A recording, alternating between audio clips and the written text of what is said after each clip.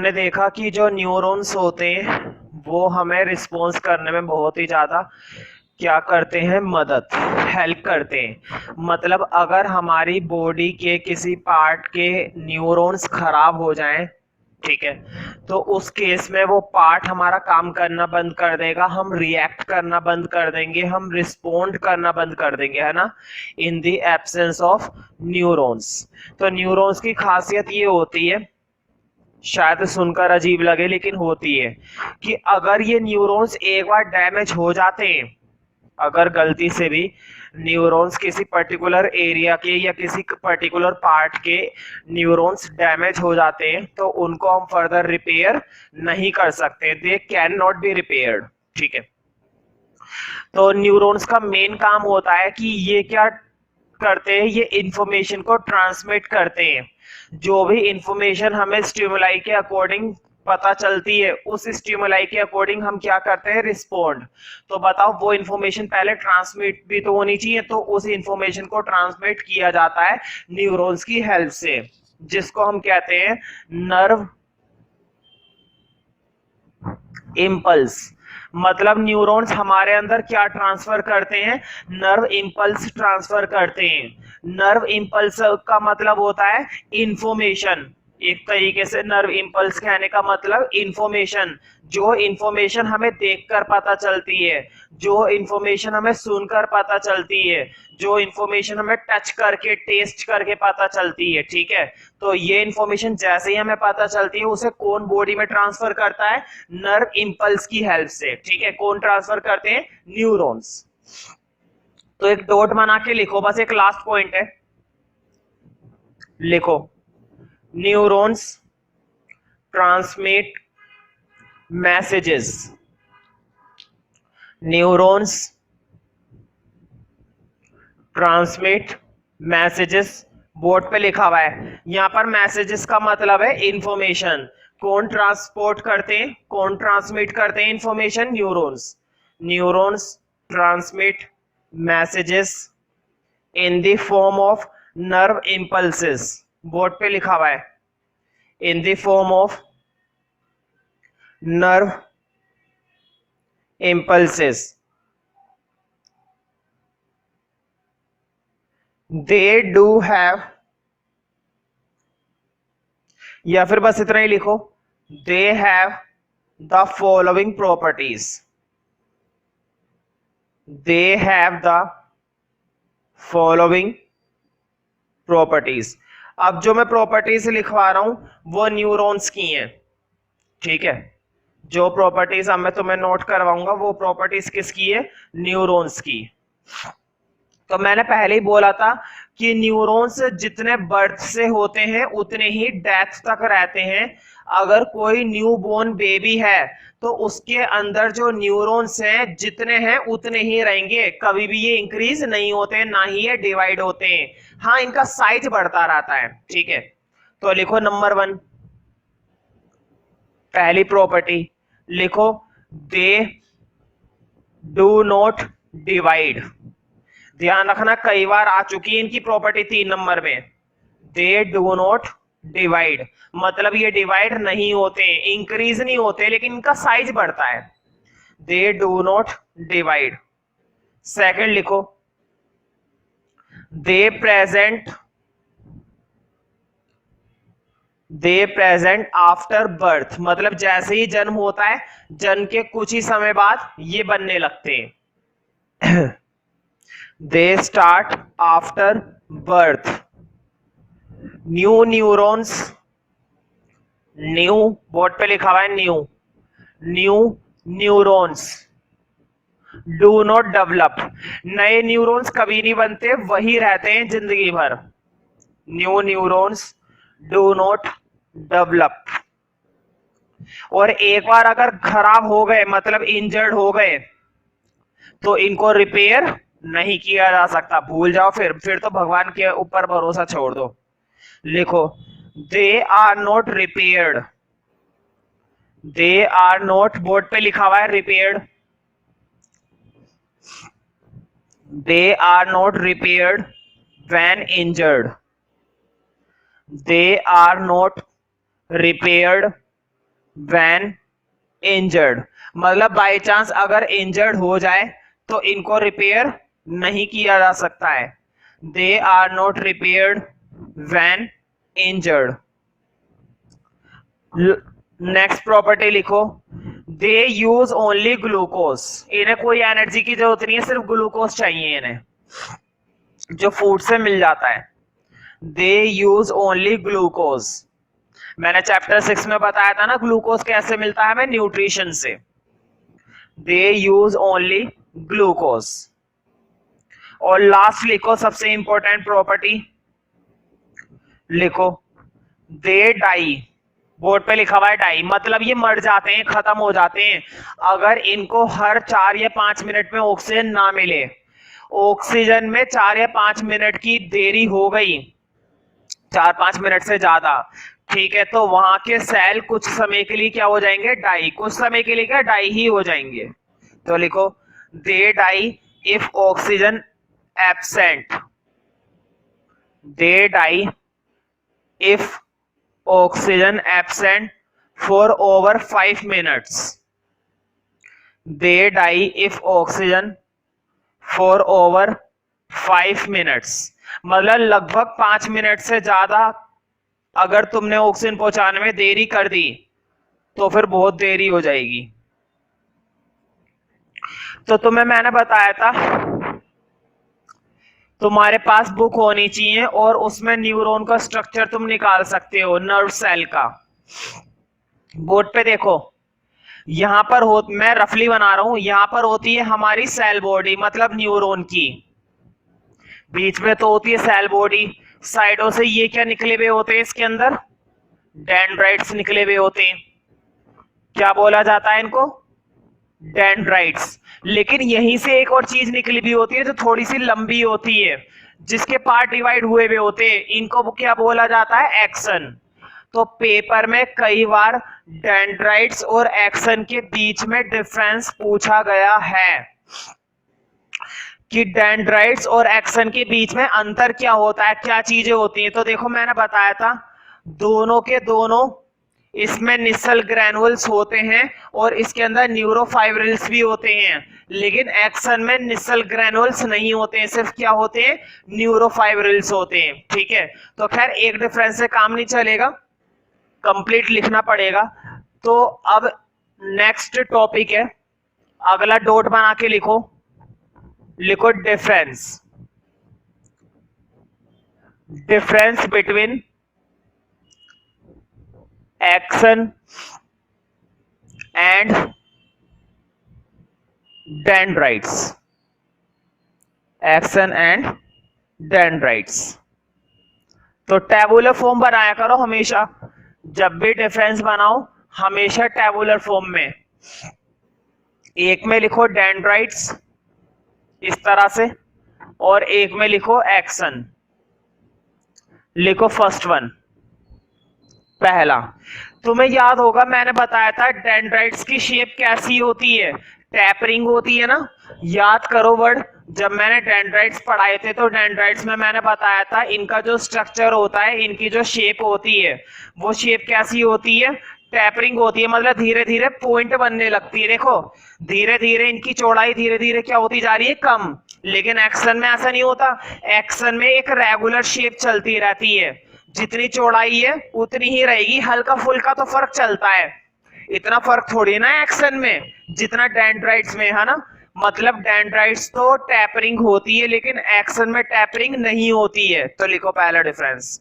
दूसरी चीज, तुमने देखा कि डेंड्राइट्स कितने छोटे होते हैं, कई सारे होते हैं, एक्शन एक ही होता है लेकिन लंबा होता है। तो लिखो डेंड्राइट्स के लिए फर्स्ट पॉइंट लिखो, dendrites are short comma tapering processes, dendrites are short comma tapering processes, short comma tapering processes, tapering processes।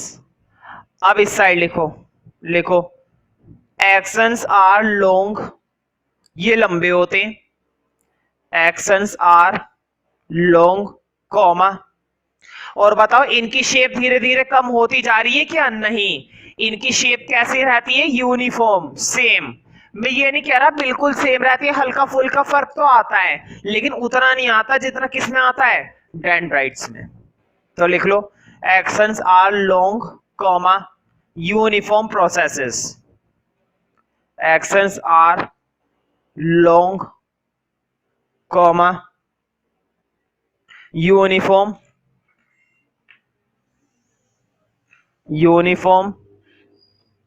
processes, uniform processes. अगला लिखो, तो मुझे बताओ दोनों के दोनों कहां से निकलते हैं? सेल बॉडी से ही निकलते हैं। तुम्हारी बुक में तुमने स्ट्रक्चर देखा है और तुमने बनाया भी है। डेंड्राइट्स भी कहां से निकलते हैं? सेल बॉडी से। और एक्सन भी कहां से निकलता है? सेल बॉडी से। लेकिन दोनों की क्या गिनती सेम है? डेंड्राइट्स निकलते हैं कई सारे और एक्सन निकलता है एक। तो लिखो नंबर 2 दूसरा डिफरेंस लिखो, मैनी डेंड्राइट्स अराइजेस की स्पेलिंग बोर्ड पे लिखी हुई है, many dendrites arises from the cell body, many dendrites arises from the cell body, arises from the cell body. अब लिखो उधर की साइड एक्शन में लिखो, single axon arises from the cell body, single axon arises from the cell body. तो देखो इसके अंदर तो दोनों होते हैं, निसल ग्रैनुल्स भी होते हैं और न्यूरोफाइब्रिल्स भी होते हैं। इसमें निसल ग्रैनुल नहीं होते, केवल न्यूरोफाइब्रिल्स होते हैं। लिखो तीसरा और लास्ट डिफरेंस लिखो, दीज कंटेन, बोर्ड पे लिखा हुआ है Nissl granules, these contain Nissl's granules, these contain Nissel's granules and neurofibrils. Board पे लिखा हुआ है, इसमें ये दोनों चीजें होती हैं, these contain Nissel granules and न्यूरोफाइब्रिल्स। अब उस साइड लिखो, उसमें निसल ग्रैनुल नहीं होते लेकिन न्यूरोफाइब्रिल्स होते हैं। तो लिखो थर्ड में लिखो, these contain neurofibrils only, these contain neurofibrils only, neurofibrils only, these contain neurofibrils only। तो देखो मैंने बताया था कि जब हमारे पास किसी न्यूरॉन की क्या है? सेल बॉडी, तो यहां से जो निकल रहे हैं, ये जो निकल रहे हैं ये क्या माने जाते हैं? ये तो माने जाते हैं डेंड्राइट्स। क्या माने जाते हैं? डेंड्राइट्स। फिर एक्शन के एंड में क्या हो रहे हैं? टर्मिनल एंड हो रहे हैं, और टर्मिनल के एंड के बीच में ना कुछ यहाँ पर गैप होता है, लिक्विड टाइप सब्सटेंस होता है, जेली लाइक सब्सटेंस होता है। उसके बाद अगला न्यूरॉन इसी से जुड़ा हुआ होता है। अगले न्यूरॉन की सबसे पहले क्या आएगी? सेल बॉडी, और यहाँ पर भी क्या निकले हुए होंगे? डेंड्राइट्स। तुम देख सकते हो फिर यहां से क्या निकला हुआ होगा? एक्शन। मैंने दो न्यूरॉन को कनेक्ट करने की कोशिश करी है और बहुत ही ज्यादा रफली करी है, मुझे मालूम है, लेकिन जो चीज मुझे बतानी है वो चीज तुम्हें इस डायग्राम से बिल्कुल अच्छे से समझ में आ जाएगी। बोर्ड पे देखो, ये होती है हमारी सेल बॉडी, साइडों से ये जो निकले हुए होते हैं ये होते हैं डेंड्राइट्स। फिर एक लंबी चीज निकली भी होती है, ये क्या होता है? हमारा एक्शन। एक्शन के एंड में ये क्या होता है? टर्मिनल एंड, और टर्मिनल एंड के बाद अगला न्यूरॉन इसी से ही जुड़ा हुआ होता है। दो न्यूरॉन नहीं माने जाते, सिंगल न्यूरॉन, लेकिन आपस में जुड़े हुए हैं। तो ध्यान रखना, ऐसा नहीं कि बिल्कुल चिपके हुए होते हैं, बीच के अंदर एक गैप होता है। ये जो बीच में गैप होता है ना, एक लिक्विड सब्सटेंस भरा हुआ होता है, जेली लाइक सब्सटेंस, काफी गाढ़ा चिपचिपा लिक्विड, जिसको एक पर्टिकुलरली नाम दिया जाता है, जिसका नाम होता है साइनेप्स। इसकी बहुत ही इंपॉर्टेंट बात है, वो ध्यान से सुनना। सिर्फ देखो बोर्ड पे, तुम्हें मालूम है ना, इन्वायरमेंट में अचानक से हमें क्या दिखाई देती है? स्टिमुलाई। स्टिमुलाई के बारे में तुम्हें मालूम है? स्टिमुलाई कुछ भी हो सकती है, इन्वायरमेंटल चेंज, किसी भी तरह से इन्वायरमेंट अगर चेंज होता है तो अचानक से हम उस चेंज को ऑब्जर्व करते हैं, और जैसे ही वो स्टिमुलाई को हम ऑब्जर्व करते हैं, सबसे ज्यादा ये ऑब्जर्वेंट का रिएक्शन कहां पर जाता है?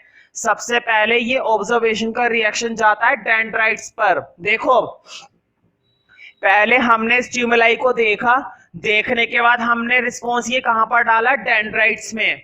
डेंड्राइट से ये इंफॉर्मेशन किसके अंदर गई? सेल बॉडी में।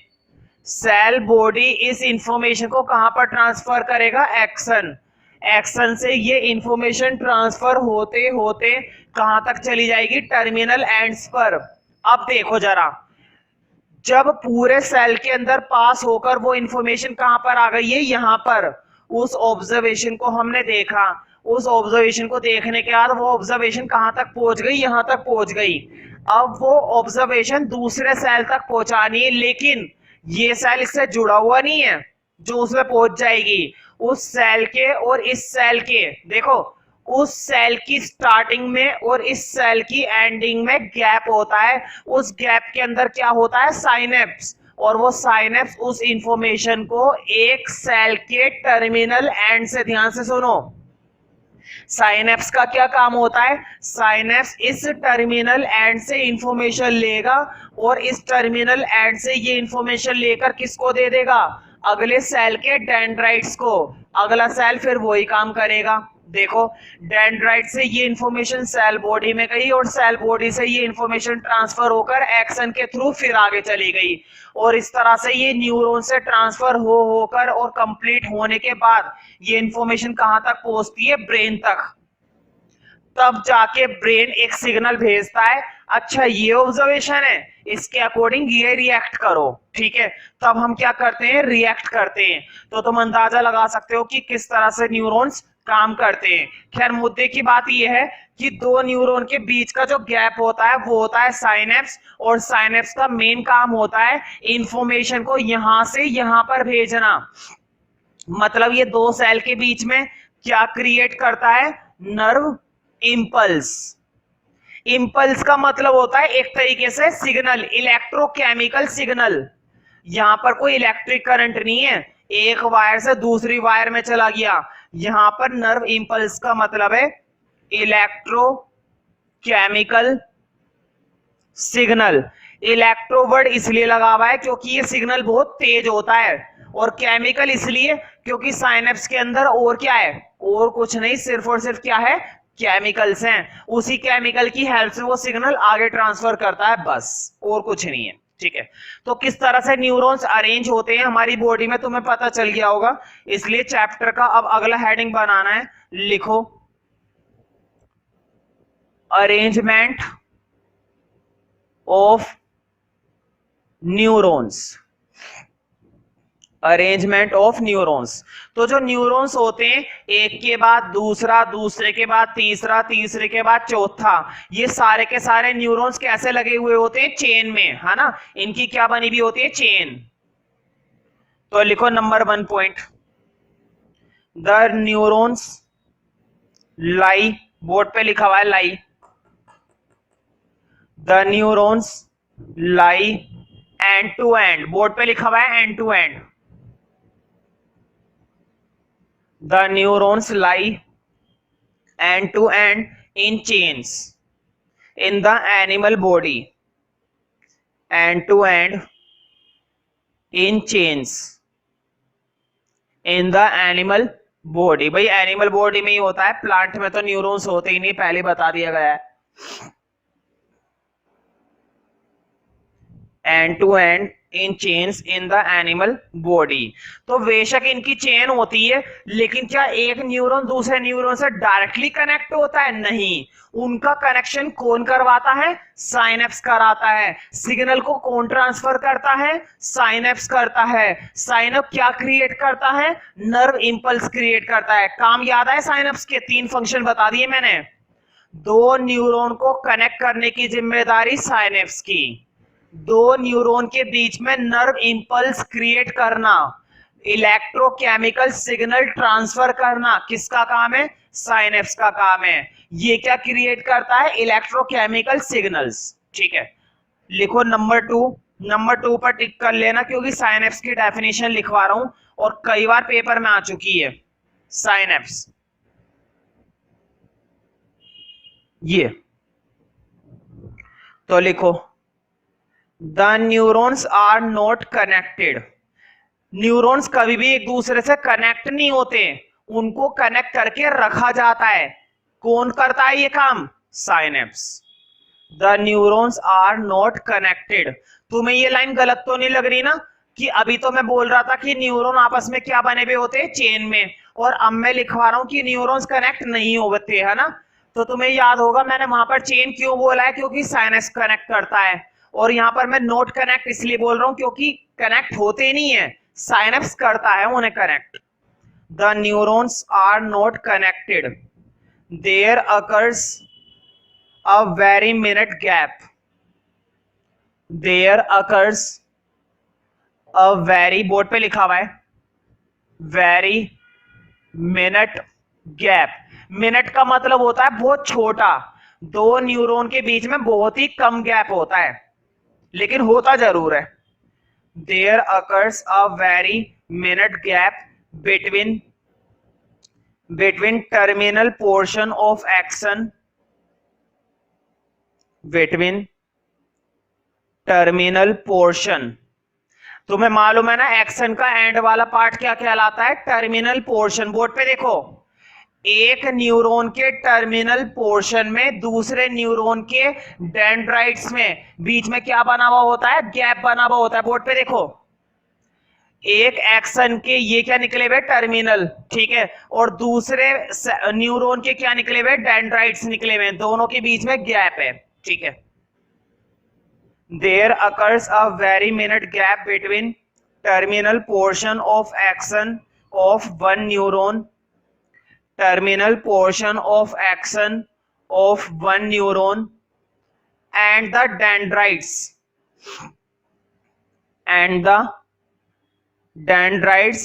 of other neuron।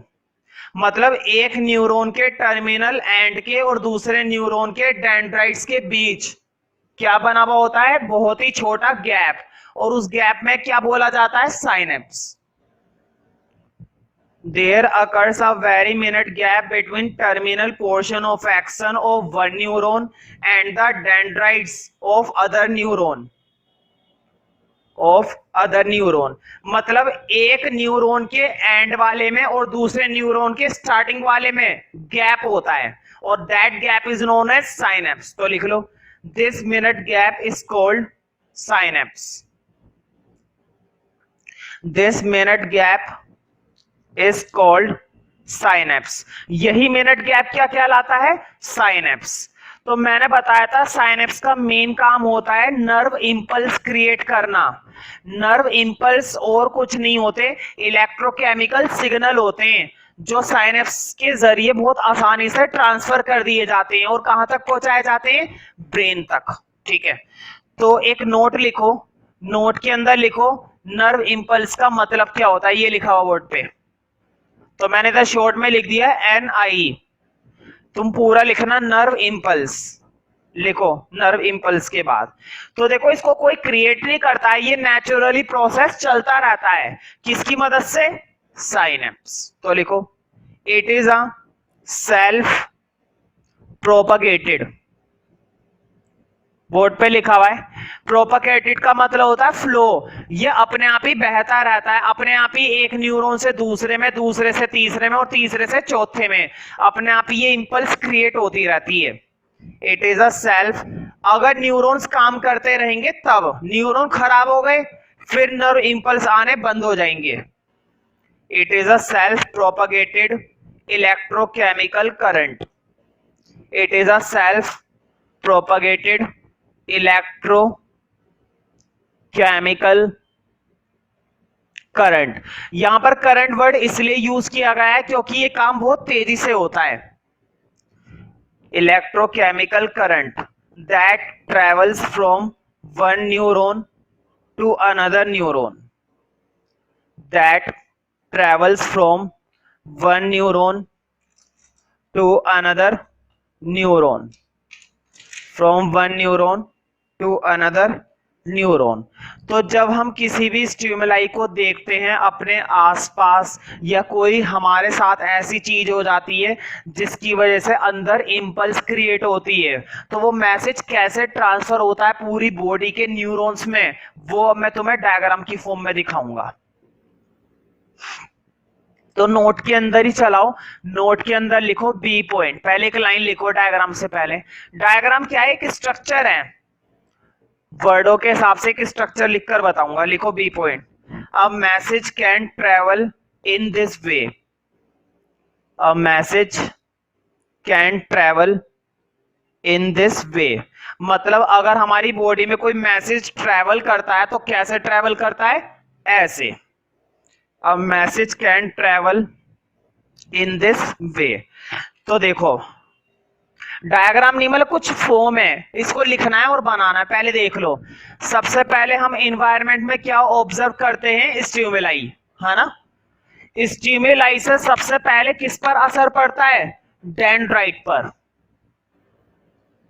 तुम्हें मालूम है ना, डेंड्राइट के बाद ये इंफॉर्मेशन कहां पर ट्रांसफर होती है? हमारे न्यूरॉन की सेल बॉडी के अंदर, और सेल बॉडी के बाद इस इंफॉर्मेशन को कहां पर भेजा जाता है? एक्सन में। एक्सन के बाद ये इंफॉर्मेशन एक्सन के टर्मिनल एंड तक पहुंचती है, एक्सन के टर्मिनल एंड तक पहुंचती है। और टर्मिनल एंड के बाद मुझे बताओ, क्या डायरेक्ट दूसरे न्यूरॉन में जाती है, साइनेप्स के अंदर जाती है? पहले ये इंफॉर्मेशन साइनेप्स के अंदर जाती है। तो देखो उसके बाद मैं आगे का एरो वहां नहीं बना रहा, इधर बना रहा हूं। तुम लोग के रजिस्टर में तो जगह होगी तो आगे से बना लेना, मेरे पास इतना स्पेस है नहीं कि मैं कंप्लीट कर पाऊंगा, तो उससे आगे का एरो मैंने इधर बना दिया, ठीक है। कभी तुम सोचो कि इसे हमें भी नीचे बनाना है, नहीं, तुम लोग अगर वहां पर स्पेस बच रहा है तो उसके आगे बना सकते हो। तो देखो टर्मिनल एंड के बाद हमारी बॉडी में नर्व इंपल्स क्रिएट होती है, लेकिन ये नर्व इंपल्स क्रिएट करने का काम कौन करता है? साइनेप्स, ठीक है। नर्व इंपल्स बाय साइनेप्स, और तब जाके दूसरे न्यूरॉन के फिर से ये इंफॉर्मेशन कहां पर ट्रांसफर होती है? डेंड्राइट में। समझ रहे हो ना? लास्ट में डेंड्राइट बनाकर छोड़ देना। तो तुम्हें पता चल गया कि एक मैसेज, अगर कोई इंफॉर्मेशन हमें किसी स्टिमुलाई के अकॉर्डिंग मिलती है तो वो इंफॉर्मेशन किस रास्ते से हमारे ब्रेन के अंदर जाकर क्या हो जाती है? सेव, या फिर हम क्या करते हैं? रिस्पोंड, ठीक है। तो इस तरह से ये मैसेज हमारी बॉडी में ट्रांसफर होता है। तो जो चीज अब मैंने स्ट्रक्चर में बनवाई थी उस चीज को भी लैंग्वेज में लिखना है, ठीक है। अब तुम आसानी से लिख पाओगे। तो देखो नोट के अंदर मैंने ए और बी पॉइंट लिखवाया था ना, नोट के अंदर ही चल रहा है, लिखो सी पॉइंट। अब तो सबसे पहले इंफॉर्मेशन या सबसे पहले मैसेज किस में जाता है? डेंड्राइट्स में। लिखो डेंड्राइट्स एक्वायर्स द इंफॉर्मेशन, मतलब डेंड्राइट्स इंफॉर्मेशन प्राप्त करते हैं, डेंड्राइट्स एक्वायर्स द इंफॉर्मेशन। और बताओ फिर ये इंफॉर्मेशन नर्व इंपल्स की फॉर्म में दूसरे न्यूरॉन्स में जाती है। तो लिखो dendrites acquires the information, this information travels, this information travels as nerve impulse, this information travels as nerve impulse from dendrites to cell body, है ना। पहले ये इंफॉर्मेशन डेंड्राइट से सेल बॉडी में जाती है, सेल बॉडी से एक्सन में जाती है, एक्सन से टर्मिनल एंड में जाती है, टर्मिनल एंड के बाद साइनेप्स में नर्व इंपल्स बनकर जाती है और फिर दूसरे न्यूरॉन के डेंड्राइट्स में जाती है। तो वही सारी बातें लिखवा रहा हूं। This information travels as nerve impulse from dendrites to cell body, from dendrites to cell body, comma action, comma action, and finally अब मैं सीधे लिखवा रहा हूं, and finally to dendrites of other neuron, and finally to other dendrites, and finally to dendrites of other neuron, of other neuron, of other neuron through synapse, to dendrites of other neuron through synapse। ठीक है, तो अब हम पढ़ेंगे, देखो neuron का topic खत्म हो गया। वैसे तो इस चैप्टर में ये चलता रहेगा, मतलब हमने स्ट्रक्चर पढ़ लिया, कैसे काम करते हैं ये पढ़ लिया। अब न्यूरॉन्स के पढ़ेंगे टाइप्स। तो अगला हेडिंग है, लिखो types of neuron, types of neuron. तो देखो पहले तो तीनों लिख लो, तीन टाइप्स होते हैं, ब्रैकेट में लिख लेना 3। लिखो पहला कैपिटल ए, सेंसरी रिसेप्टर्स। देखो बोर्ड पे, सेंसरी रिसेप्टर्स बोलो या सेंसरी न्यूरॉन्स बोलो, एक ही बात है। अगला लिखो capital B, motor, motor effector. Motor effector बोलो या मोटर न्यूरॉन्स बोलो, एक ही बात है। लास्ट लिखो relying, relying connector.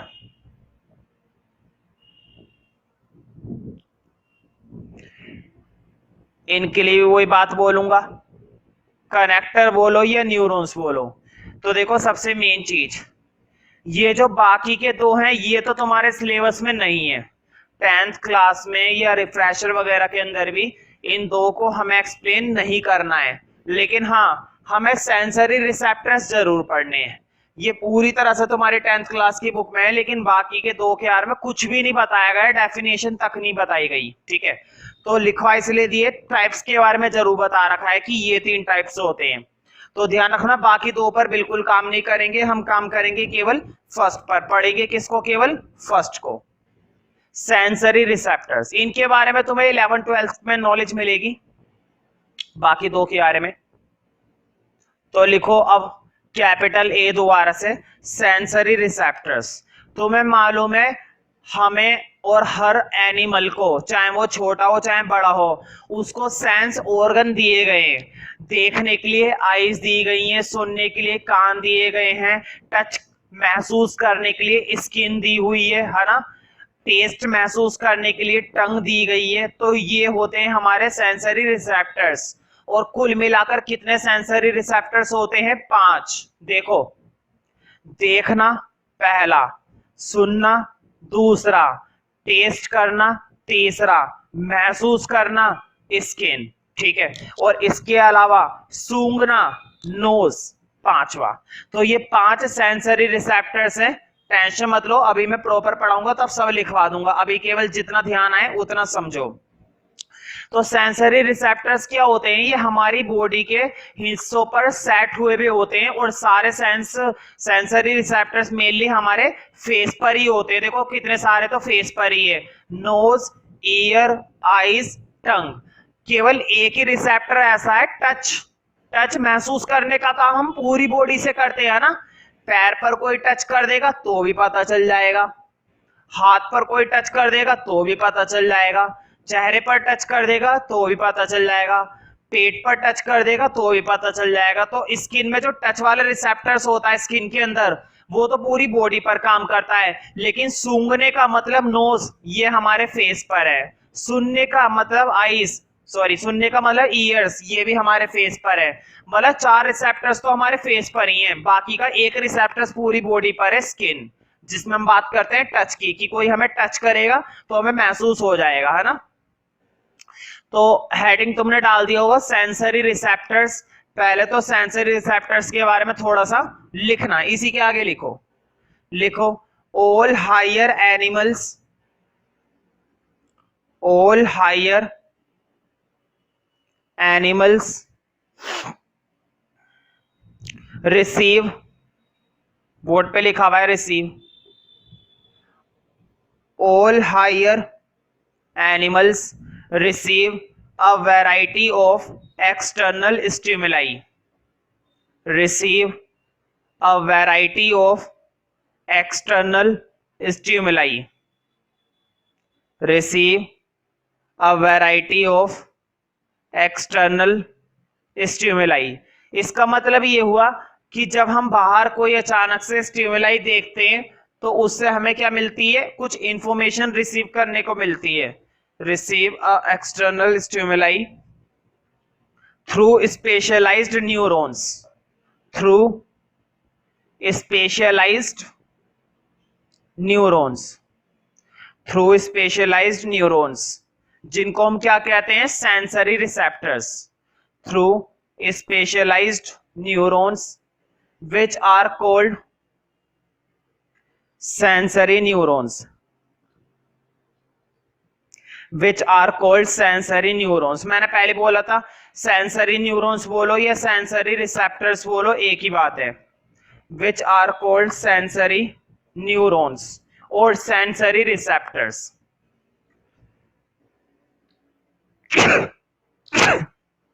Sensory neurons और sensory receptors.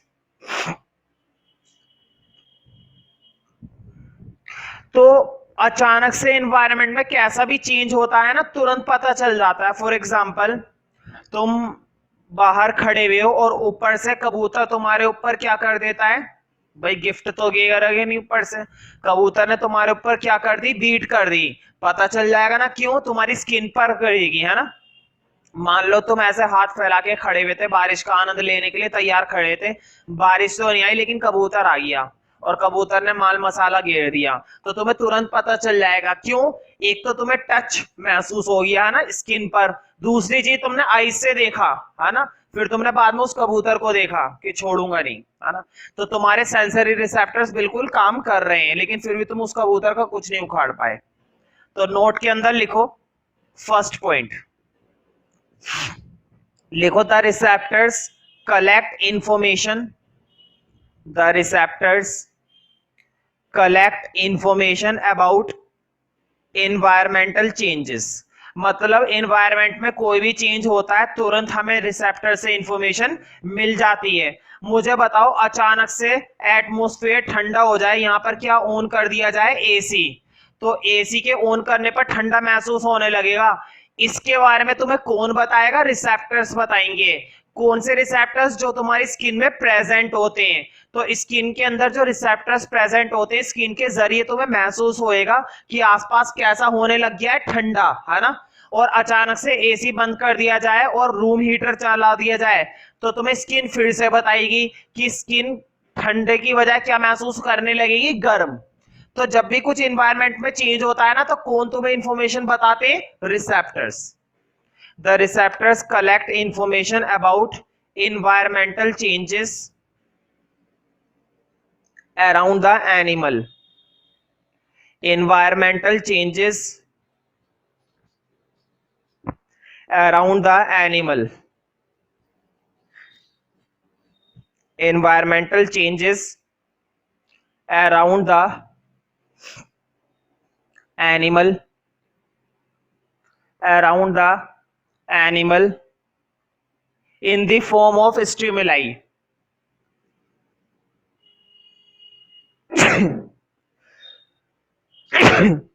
In the form of stimuli, ठीक है।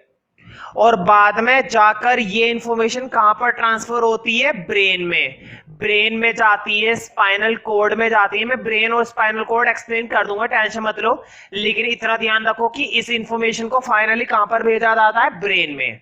ये बात लिखो नंबर 2 में, लिखो the information pass to the brain, the information pass to the brain और स्पाइनल कोड, बोर्ड पे लिखा हुआ है spinal cord, pass to the brain और spinal cord through the nerves, nerves मतलब neurons. The information pass to the brain और spinal code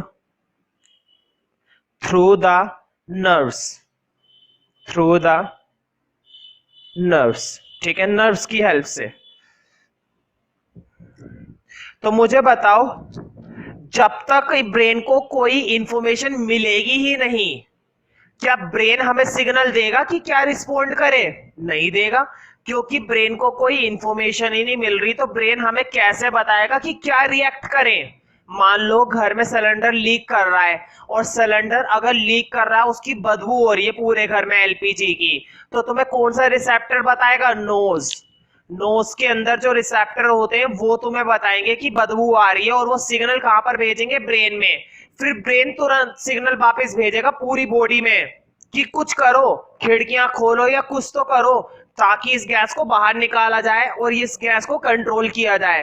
तो brain ने तभी तो सिग्नल भेजा जब उसको वो इंफॉर्मेशन मिली। नोज का रिसेप्टर ही काम नहीं कर रहा होता तो कैसे वो इंफॉर्मेशन ब्रेन तक पहुंचती है ना। तो ब्रेन तभी रिएक्ट करने के लिए बोलता है हमें जब ब्रेन को कोई मैसेज मिलता है, ठीक है। तो थर्ड पॉइंट लिखो, बहुत ही इंटरेस्टिंग चीज है, लिखो द इम्पल्सिस, इम्पल्सिस मतलब इंफॉर्मेशन, इम्पल्सिस मतलब मैसेज, जो कौन पहुंचा रहे, रिसेप्टर, किसके पास पहुंचा रहे, ब्रेन के पास। ब्रेन बाद में क्या बोलेगा कि ठीक है, अभी मैं इसकी कहानी सुनाता हूं, पहले लिखो the impulses that reach the brain, जो कहां पर पहुंच रहा है, ब्रेन तक। जो इंपल्स कहां तक पहुंच रही है, ब्रेन तक, reach. The impulses that reach the brain from sensory receptors, from sensory receptors मतलब जो इंफॉर्मेशन रिसेप्टर कहां पर पहुंचा रहे, ब्रेन के पास या ब्रेन में पहुंचा रहे हैं, वो इंफॉर्मेशन क्या कहलाती है, सेंसेशन। उन बातों को, उन मैसेजेस को, उन इंफॉर्मेशन को हम क्या बोलना पसंद करते हैं, एक वर्ड में, सेंसेशन। मतलब जितने भी हमारे सेंस ऑर्गन होते हैं ये हमारी बॉडी में क्या प्रोड्यूस करना शुरू कर देते हैं, सेंसेशन। और ये सेंसेशन किसके पास पहुंचाई जाती है, ब्रेन के पास। The impulses that reach the brain from sensory receptors are called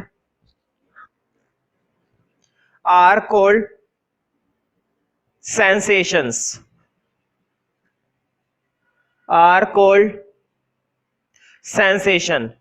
तो देखो ब्रेन कहता है रिसेप्टर से मेरे पास इंफॉर्मेशन लाओ, फिर मैं तुम्हें बताऊंगा क्या करना है।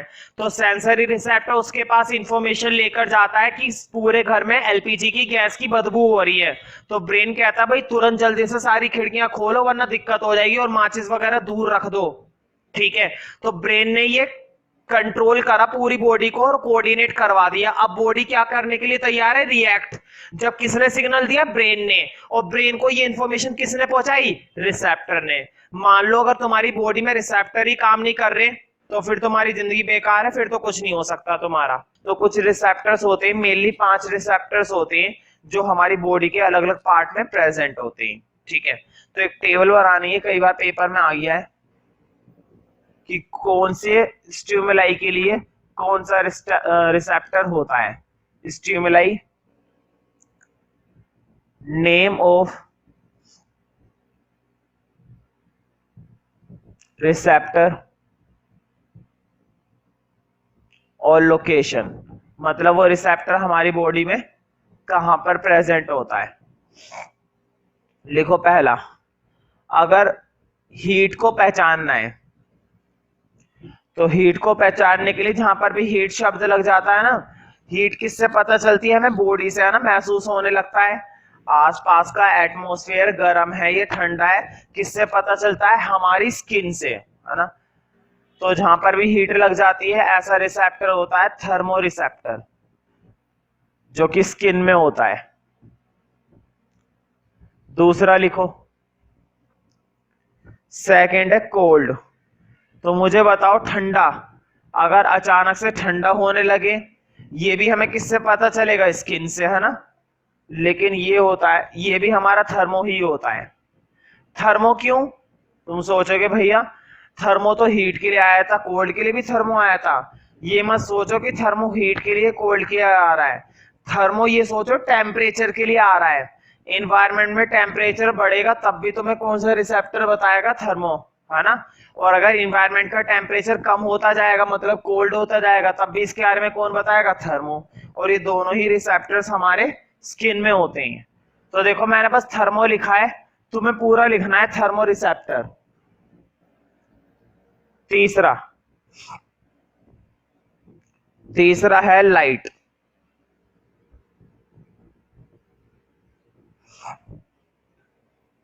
लाइट है हमारा फोटो रिसेप्टर। रिसेप्टर साथ में लिखते रहना। ये होता है हमारी आईज में, है ना, देखने की शक्ति, लाइट। साउंड, ये तो पता चल गया होगा कहां पर होता है? कानों में, ईयर्स। ये होता है फोनो रिसेप्टर। फोनो सुना है ना, जिससे फोन सुनते हैं, उसी से बना है फोनो।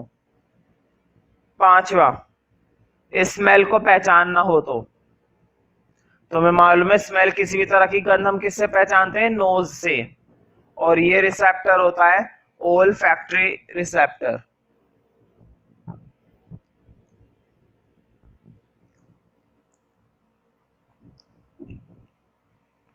ओल्फैक्टो है ना, ओल्फैक्टरी मत करना, ओल्फैक्टो रिसेप्टर। हाँ, ये होता है हमारी नोज में। छठा, टेस्ट किससे पहचानते हैं? टंग से। इसलिए ये रिसेप्टर होता है टैंगो रिसेप्टर, सॉरी गैस्ट्रेटो रिसेप्टर। और ये होता है हमारे टंग में, मतलब कि हमारी जीभ। लास्ट लिखो सेवंथ, टच। अगर कोई हमें टच कर देता है तो इसके बारे में भी कौन से रिसेप्टर हमारे बताते हैं? स्किन के अंदर प्रेजेंट होते हैं, ना। देखो ये हमारे स्किन में होता है। और कौन से रिसेप्टर होता है? अब आएगा टैंगो, टैंगो रिसेप्टर। तो इनके साथ रिसेप्टर वर्ड जरूर लगाना, इनके साथ तुम्हें रिसेप्टर वर्ड जरूर लगाना चाहिए, ठीक है। तो कई बार पेपर में आ चुका है कि साउंड के लिए जिस रिसेप्टर को हम यूज करते हैं उस रिसेप्टर का नाम बताओ, और वो रिसेप्टर हमारी बॉडी के किस पार्ट में प्रेजेंट होता है ये भी बताओ, ठीक है। तो मुझे बताओ, अगर रिसेप्टर ही नहीं होंगे तो ब्रेन का कोई काम नहीं है, और अगर ब्रेन ही नहीं होगा तो रिसेप्टर का कोई काम नहीं है ना। तो एक नोट लिखना है, पहले टेबल बना लो, पूरी टेबल बनाने के बाद लाइन खींच देना। अब एक नोट लिखो भाई, अब एक नोट लिखो, लिखो brain without sensory receptors, brain without sensory receptors, without sensory receptors cannot detect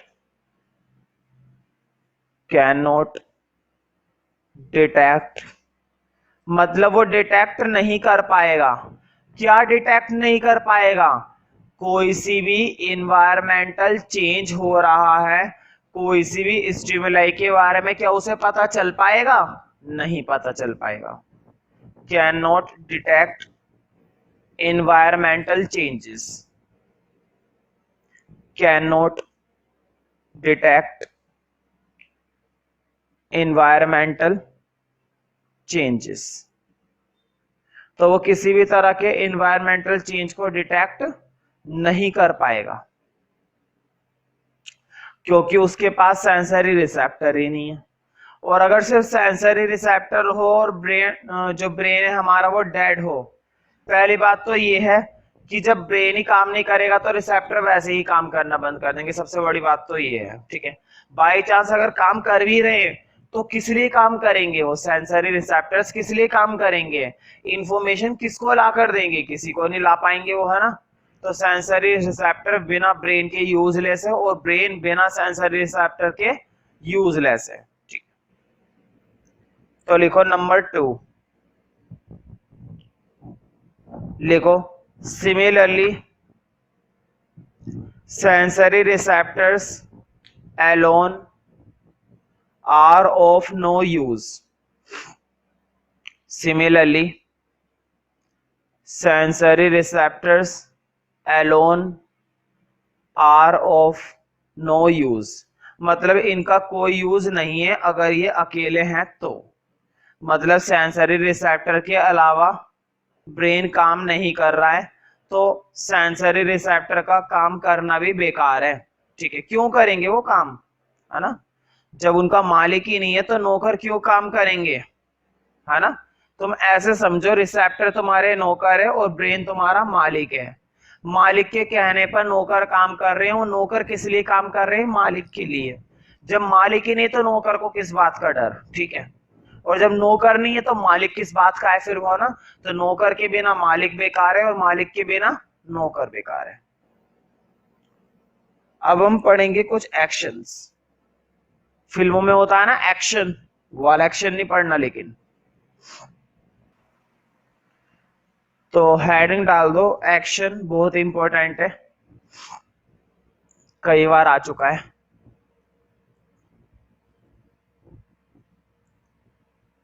actions, 3 तरह के एक्शन पढ़ने हैं हमें, एक तो रिफ्लेक्स एक्शन, एक इनवॉलंटरी एक्शन और एक वॉलंटरी एक्शन।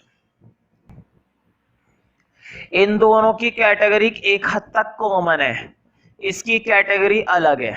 देखो अब जरा ध्यान से समझना है, थोड़ी देर के लिए लिखना कुछ नहीं, पेन को तुम बंद कर सकते हो, कोई दिक्कत वाली बात नहीं।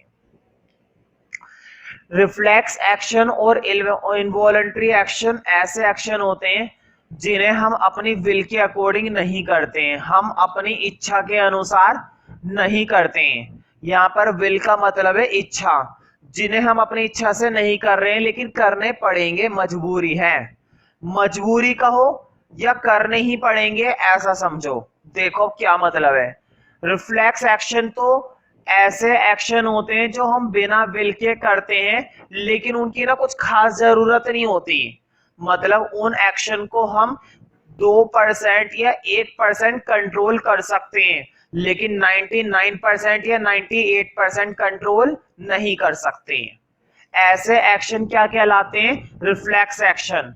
दूसरी चीज, रिफ्लेक्स एक्शन की एक खासियत और होती है, ये ऑटोमेटिक होते हैं। ऑटोमेटिक का मतलब खुद से होते रहते हैं, तुम्हें खुद इनमें एफर्ट करना नहीं पड़ता। तीसरी चीज सबसे इंपॉर्टेंट, ये अचानक से होने वाले एक्शन होते हैं, सडनली अचानक से होने वाले एक्शन होते हैं, हमें खुद नहीं पता चलता, जब मर्जी हो जाते हैं। फॉर एग्जाम्पल मान लो हम आईज ब्लिंक करते हैं, इस तरह से पलक झपकाते हैं, आईज को क्या करते हैं, ब्लिंक करते हैं। क्या किसको पता है किस तरह से हो रही है, नहीं कर रहे हैं बस, है ना। क्या हमारी इच्छा है इसको करने की, नहीं, फिर भी हम करते हैं इस तरह से, ऐसे आंखों को, है ना, ब्लिंक करते रहते हैं। दूसरी चीज, अगर हमारा पैर या हाथ बाई चांस किसी नुकीली चीज पर चुभ जाता है, मतलब हमारा हाथ किसी सुई वगैरह पर पड़ जाता है, तो बताओ अचानक से हम रखेंगे ये एकदम से हटा लेंगे, हटा लेते हैं ना, अचानक से हम उस हाथ को हटा लेते हैं। हम ऑटोमेटिक क्या करते हैं, रिएक्शन करते हैं, that is called reflex action. ठीक है, स्नीजिंग हो गया, छींकना, है ना, छींकने का काम अचानक से होता है, खांसना, खांसने का अचानक से काम होता है, ये वो ऑटोमेटिक काम है जिनको नॉर्मली हम करते रहते हैं लेकिन खुद से होते रहते हैं इसलिए ऑटोमेटिक है, अचानक से होते हैं इसलिए अचानक सडनली, ठीक है। और बिना इच्छा के होते हैं, सबसे बड़ी बात है बिना इच्छा के होते हैं। अब तुम बोलोगे कि सर ये काम भी बिना इच्छा के होते हैं, आपने तो कहा था ये काम भी बिना इच्छा के होते हैं, इसमें और उसमें क्या फर्क है, ठीक है। ये जो काम होते हैं ना ऊपर, खांसना, छींकना, पलके झपकाना, पिन पर अगर हाथ चला जाए तुरंत पीछे कर लेना, इनको हम 1 या 2% कंट्रोल कर सकते हैं, 98% या 99% कंट्रोल नहीं कर सकते हैं। दूसरी इंपॉर्टेंट चीज, ये होते रहते हैं बिना इच्छा के, ये भी बिना इच्छा के होते हैं, लेकिन ये वो फंक्शन है जिन्हें हम 1% भी कंट्रोल नहीं कर सकते। For example regular beating of heart, regular beating of heart, दिल धड़कता रहता है ना लगातार, अंदर ही अंदर ये काम बिना हमारी इच्छा के हुए चला जा रहा है, क्या रोक सकते हैं? कोई माइकल 1% भी नहीं रोक सकता। दूसरी चीज, लगातार ब्लड का अंदर ही अंदर फ्लो होना, लगातार ऑक्सीजन का, कार्बन डाइऑक्साइड का लगातार बॉडी के अंदर फ्लो होना, अचानक से हमें क्या उल्टी का मन हो जाना, वोमिटिंग, बताओ आएगी तो करनी ही पड़ेगी। कोई बंदा ऐसा है जो कंट्रोल कर पाएगा? नहीं, जब आनी है तो आनी ही है, ठीक है।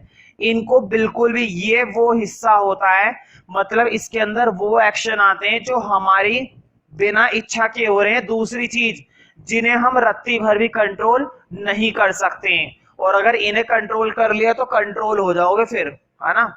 इन्हें कंट्रोल करता है हमारी ब्रेन का हिंड ब्रेन वाला पार्ट, पेपर में आ चुका है। हमारे ब्रेन का कौन सा हिस्सा इनवॉलंटरी एक्शन को कंट्रोल करता है? तो इनवॉलंटरी एक्शन को कंट्रोल करता है हिंड ब्रेन, हमारे ब्रेन का हिंड ब्रेन वाला पार्ट इन एक्शंस को कंट्रोल करना पसंद करता है। अब बात करते हैं वॉलंटरी की। वॉलंटरी एक्शन नॉर्मल एक्शन है, मैं इस समय पढ़ा रहा हूं, ये मेरा वॉलंटरी एक्शन है, तुम इस समय पढ़ रहे हो, ये तुम्हारा वॉलंटरी एक्शन है, बच्चे खेल रहे हैं, ये वॉलंटरी एक्शन है, ठीक है। बारिश में बच्चे नहा रहे हैं, वॉलंटरी एक्शन है। रास्ते में अगर सांप दिखाई देता है, ध्यान से सुनो, रास्ते में अगर सांप दिखाई देता है तो तुम्हारे पास 3 ऑप्शन है, या तो तुम डरपोकों की तरह घर भाग जाओ, है ना, या फिर बहादुर लोगों की तरह, मेरी तरह एक बड़ी सी लकड़ी लेकर आओ और सांप को मारने की कोशिश करो या उसे भगाने की कोशिश करो, दूसरा ऑप्शन। तीसरा ऑप्शन है अपने साथ किसी बड़े को लेकर आ जाओ जो तुम्हारी क्या कर सके, मदद, तीसरा ऑप्शन। तो बताओ, तुम्हारे पास पूरी तरह से तुम्हारी इच्छा है ना कि तुम जो मर्जी करो, है ना, तीनों ऑप्शन तुम्हारे खुद के बनाए हुए, जैसा करना पसंद है वैसा करो, ये पूरी तरह से क्या कहलाएगा, वॉलंटरी एक्शन। मतलब वॉलंटरी एक्शन तो नॉर्मल है जिन्हें हमारे ब्रेन का ये वाला हिस्सा कंट्रोल करता है, सेरिबेलम या सेरेबलम, ठीक है। हमारी ब्रेन का कौन सा हिस्सा वॉलंटरी एक्शन को कंट्रोल करता है, सेरेबलम।